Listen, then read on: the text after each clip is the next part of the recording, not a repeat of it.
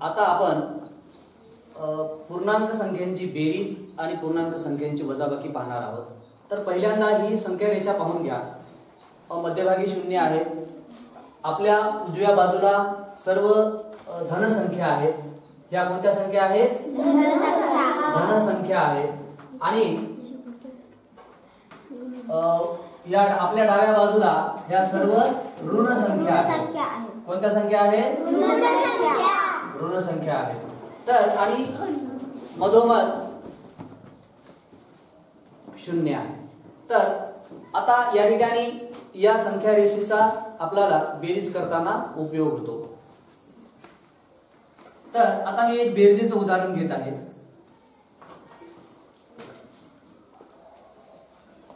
3 अधिक 4 बरोबर। आता ह्या दोन्हीही कोणत्या संख्या आहेत? धन संख्या। कोणत्या संख्या आहेत? धन संख्या। 3 ही तीन संख्येच्या अगोदर कोणतेही चिन्ह नाही आणि 4 च्या अगोदर धन म्हणजे प्लसचं चिन्ह आहे, अधिकचं चिन्ह आहे। तर ह्या दोन्ही बी धन संख्या आहेत। कोणत्या संख्या आहेत? धन संख्या आहे। तर मग अशा वेळेस काय करायचं असते? ज्या वेळेस दोन्ही संख्यांचं चिन्ह सारखं असते बरं का, दोन्ही संख्यांचं चिन्ह कसं असते? सारखं असते। त्यावेळेस काय करायचं? दोघांची बेरीज करायची बरं का। दोघांची काय करायची? बेरीज करायची। आणि 4 आणि 3 7 आणि जे दोन्हीचे चिन्ह आहे ते चिन्ह यांना देऊन टाकायचं म्हणजे +7 बरं का। तर अधिक 7 हे काय आहे? अधिक 7। आता धनसंख्येला चिन्ह लिहिलं किंवा न लिहिलं तरी चालते बरं का। धनसंख्येला चिन्ह लिहिलं किंवा न लिहिलं तरी चालते। म्हणून दोन्ही धनसंख्यांची बेरीज करत असताना दोन्हीही ज्या संख्या दिलेल्या आहेत त्यांची सरळ सरळ बेरीज करा आणि प्लसचं चिन्ह किंवा अधिकचं चिन्ह त्या संख्येला धन चिन्ह द्या। आता दुसऱ्या पद्धतीचं आपण उदाहरण पाहू। -7 अधिक 2 बरोबर। आता या ठिकाणी -7 आहे आणि हे दोन कसे आहेत? धन आहेत, प्लस आहेत बरं का। तर मग आता हे संख्या रेषेवर कसं पाहता येईल आपल्याला? -7 इथं आहे, -7 या ठिकाणी आहेत आणि त्याच्यामध्ये 2 मिसळायचे आहेत। त्याच्यामध्ये काय करायचे आहेत? 2 मिसळायचे आहेत। आता हे -7 आहे आणि हे +2 आहे। तर ह्यात आपल्याला दोन संख्यांची बेरीज करायची आहे। हा तर कोण सांगते? हा सांग। -9 -9 हा -9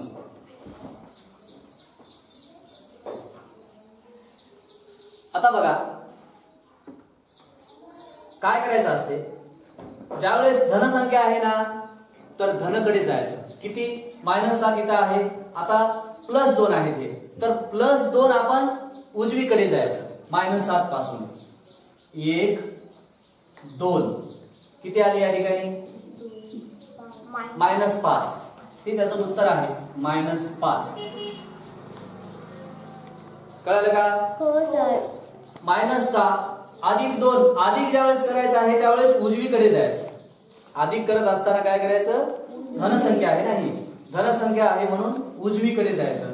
2 स्थळ इथं 2 आहे म्हणून 2 स्थळ। 7 नंतर हे पहिलं स्थळ -6 आणि दुसरं स्थळ -5 म्हणून या ठिकाणी -5 आहे। आता दुसऱ्या पद्धतीने पण हे गणित सोडवता येते। कसं सोडवता येते? काय करायचं? ज्यावेळेस 2 संख्यांचे चिन्ह वेगवेगळे असतात अशा वेळी काय करायचं? मोठ्या संख्येतून लहान संख्या काढून टाकायचं।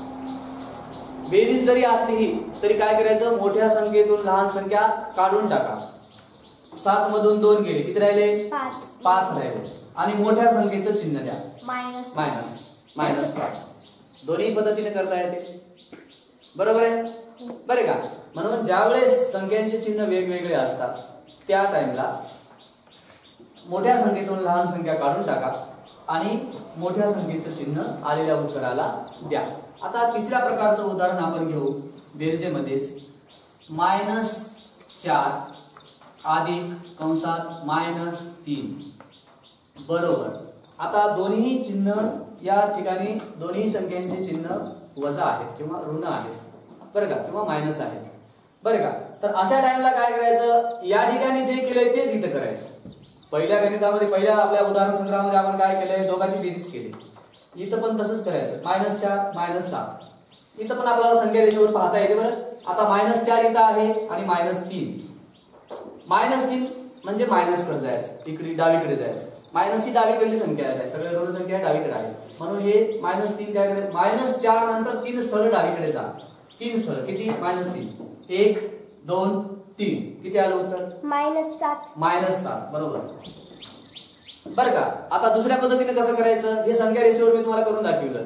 कसं करून दाखवलं, पहिली संख्या आहे -4, इथं -4 आहे, इथं थांबले आपण, बोट ठेवलं आपण. आणि दुसरी संख्या कोणती आहे, -3. दुसरी संख्या कोणती आहे, -3. तर मग -3 स्थळ इकडे जा. 1 2 3 उत्तर आलं -7. तर -7 बरं का. मग आता दुसऱ्या पद्धतीने कसं करता येते, या दोघांची चिन्हाचा विचार न करता दोन्ही स्थळ दोन्ही बी चिन्ह सारखे असताना 4 आणि 3 हा सांगा, 4 आणि 3 किती सांगा आधी, 7.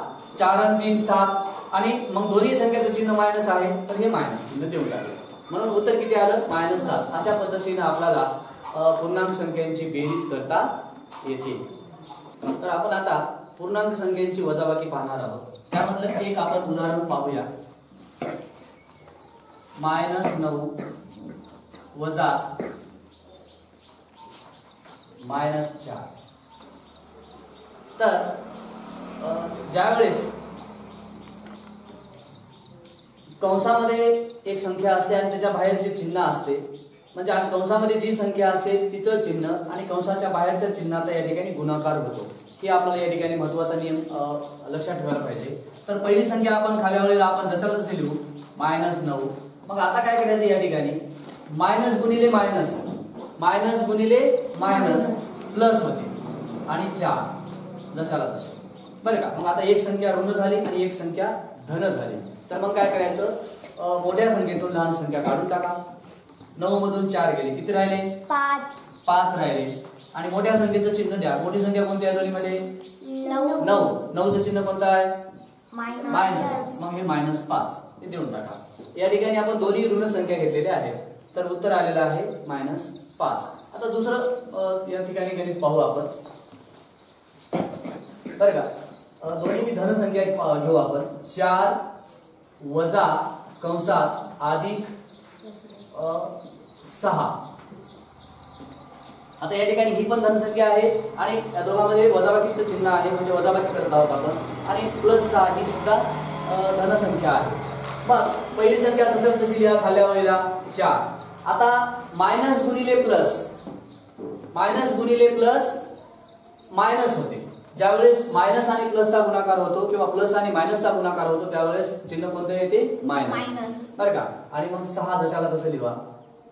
आता इथं सुद्धा एक मायनस झाला आणि एक प्लस झाली संख्या. एक मायनस संख्या झाली -6 आणि दुसरी झाली प्लस. तर आता मोठ्या संख्येतून लहान संख्या काढून टाका. आपला नियम, मोठ्या संख्येतून लहान संख्या काढा. 2 आले. मोठ्या संख्येचं चिन्ह द्या. प्लस हातवरी करायचं नाही, सांगायचं फटकून या. मायनस. हा बरोबर आहे.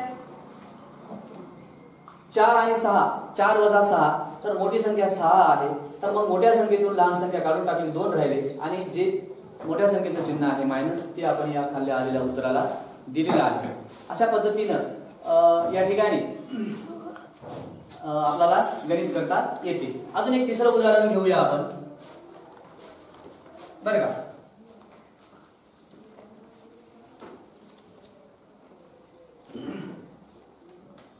इथं या ठिकाणी दोन्ही मायनसचे घेतले, या ठिकाणी आपण दोन्ही प्लसचे घेतले. मग आता एक मायनस आणि एक प्लस याचं घेऊ, प्लसचं. तर 4 वजा कंसात वजा 2. तर आता या ठिकाणी पहिली संख्या जशाला तशी लिहा. ही +4 आहे म्हणून आपण +4 जशाला तसे लिहिलं. मायनस गुणिले मायनस, मायनस.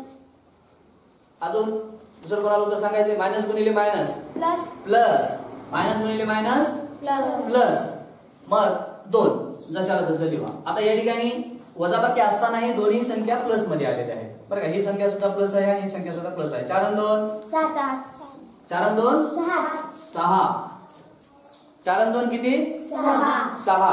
तर अशा पद्धतीनं आपल्याला पूर्णांक संख्यांची वजाबाकी करता येते.